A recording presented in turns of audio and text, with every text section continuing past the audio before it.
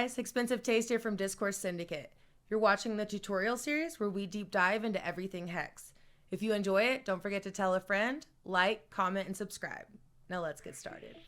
Once you have purchased your Hex coins, you might be wondering what's next. With most crypto, you would simply hold the coins in your wallet and get ready to weather the storm of volatility. With Hex, you have the option of significantly increasing your return on investment through a process known as staking. A stake is essentially a commitment to lock up a specific amount of the asset for a predetermined amount of time. You can stake any amount of Hex for as little as 1 day to a maximum of 5,555 days, and you can create as many stakes as you wish. The earlier you stake, the more you stake, and the longer you stake, the bigger your return will be. When you stake your Hex, the coins are effectively burned and removed from the circulating supply, and shares are created in their place.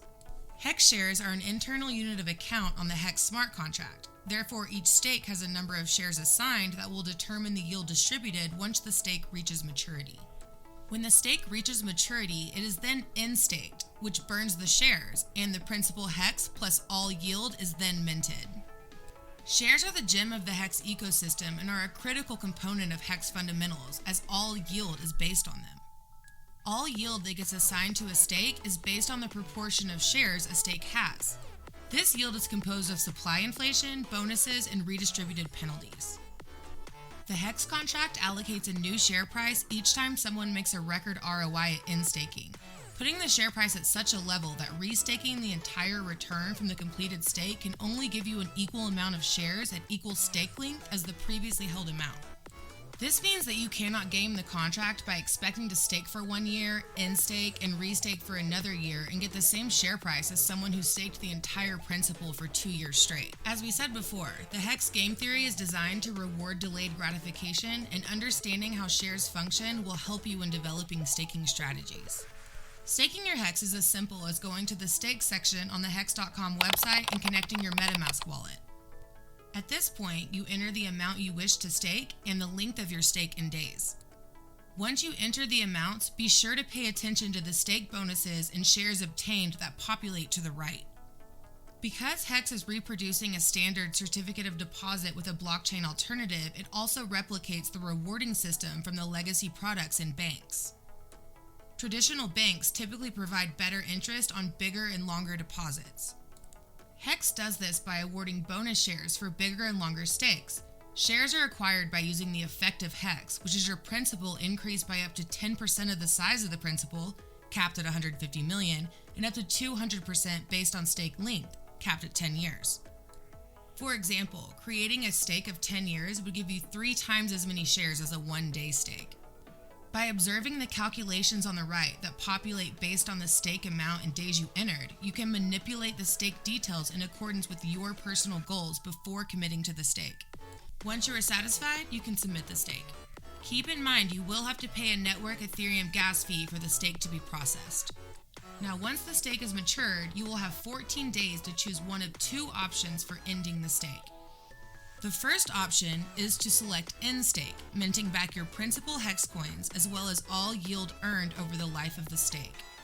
An Ethereum gas fee is again required for this transaction. Once complete, all minted Hex will be sent to your wallet, at which point you have the choice to restake your Hex, hold it, or sell it. The second option when ending a stake is to choose good accounting, which prevents you from paying a fee without actually minting the Hex back to your wallet.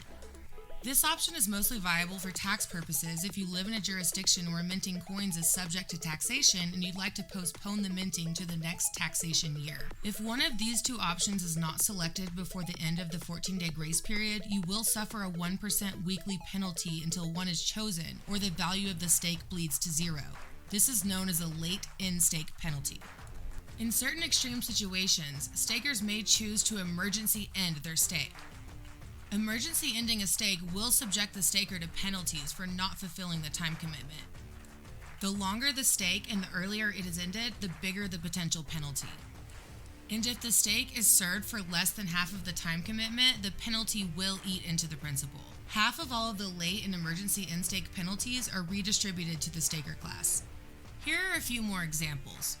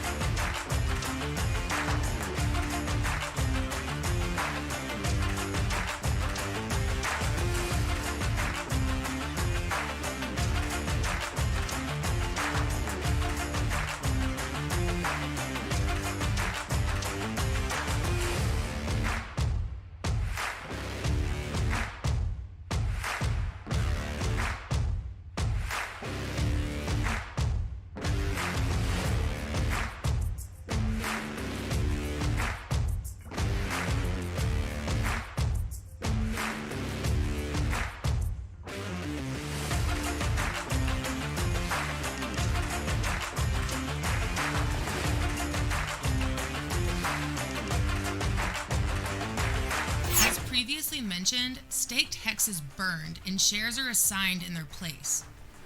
When the stake is complete and either the end stake, good accounting, or emergency end stake is performed, the shares are then burned and the new hex plus any yield is minted. This yield consists of inflation, bonuses, and redistributed penalties. Yes, hex is inflationary. With a rate of 3.69%, hex is a lower inflation rate than Bitcoin ever had. Bitcoin inflated from 0 to 18 million Bitcoin over 10 years, where Hex completed its high inflation phase the very first year. Hex stakers are paid inflation to hold the price up, where Bitcoin miners are paid to sell the price down. Hex stakers earn an average APY of 38%, so this is significantly more than the inflation rate of 3.69%. To Hex stakers, inflation is a benefit and not a cost. On top of that, the inflation is delayed and the rate is extremely low, as it's only paid out on end stakes when shares are burned and hex is minted, and many of those stakes extend out 15 years. The inflation of the US dollar is due to the fact that money is printed and added to the total supply, but not given directly to you, putting you further away from the inflation, making it a hidden tax. Essentially, there is more money in circulation while the amount you possess stays the same. In Hex, as long as you stake for the average time length, you will break even on the inflation factor. And if you stake for longer than average, you will receive a greater share of the inflation coins, which means your wealth is increasing.